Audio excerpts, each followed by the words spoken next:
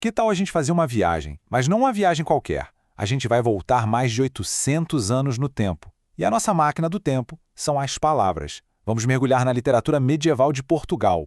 Olha só isso. Essas palavras, escritas há mais de 800 anos, são o que a gente considera o ponto de partida da literatura portuguesa. E o tema?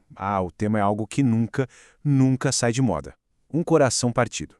Mas o que será que essa canção antiga tem a nos dizer sobre o mundo em que ela foi criada? Para a gente decifrar esses versos, primeiro a gente precisa entender a época, uma era de fogo, de fé e, claro, de muita transformação. E a nossa história não começa com um poeta, não. Ela começa, na verdade, numa batalha. Uma batalha por terra, por identidade, bem ali na Península Ibérica. Por quase 800 anos, a Península Ibérica foi basicamente um grande campo de batalha. De um lado, os reinos cristãos tentando se expandir, do outro, o domínio muçulmano. Esse conflito gigantesco ficou conhecido como a Reconquista. Essa linha do tempo aqui, ela resume bem a coisa toda. Começa lá no século VIII com a invasão muçulmana.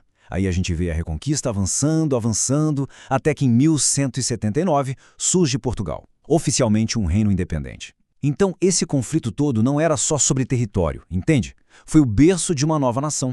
E esse é o cara, Dom Afonso Henriques, ou Afonso I, o primeiro rei de Portugal.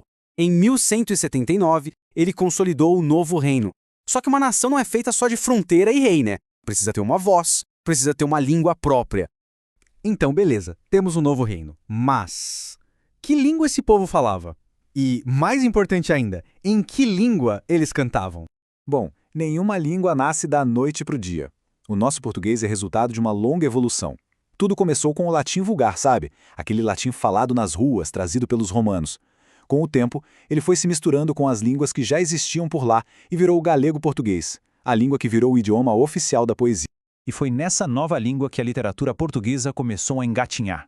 E não foi com livros impressos, não. Foi com canções. Essas músicas eram tão importantes, mas tão importantes, que eram copiadas à mão, com todo cuidado, em coletâneas chamadas cancioneiros. Eram verdadeiros tesouros daquela época. Certo. Agora que a gente já entendeu todo o contexto histórico, bora voltar para aquela primeira canção. Vamos entrar no mundo dos trovadores.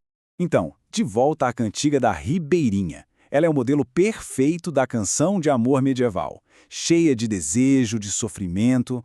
Repara que o poeta chama a amada de Minha Senhor. É no masculino mesmo. Era um costume para se referir a uma dama de status superior, quase como se ela fosse a sua suzerana. Isso leva a gente direto para o conceito central, a tal da vassalagem amorosa. Pensa nisso como se fossem as regras do jogo do amor cortês. Do mesmo jeito que um cavaleiro jurava lealdade ao seu senhor feudal, o poeta se tornava um vassalo da sua amada. Ela era senhora, poderosa, inatingível, e ele, o servo leal, fadado a amar de longe.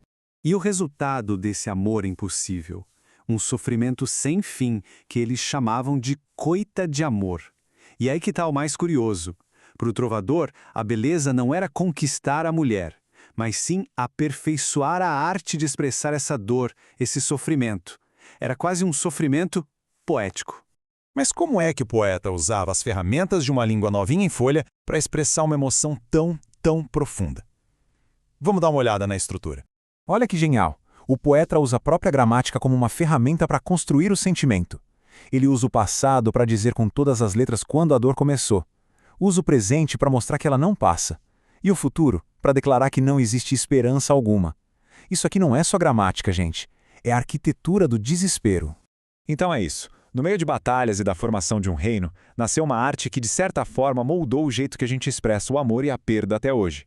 Se a gente parar para pensar, a devoção daquele trovador pela sua senhora, até a balada pop de hoje sobre um amor impossível, a essência está ali.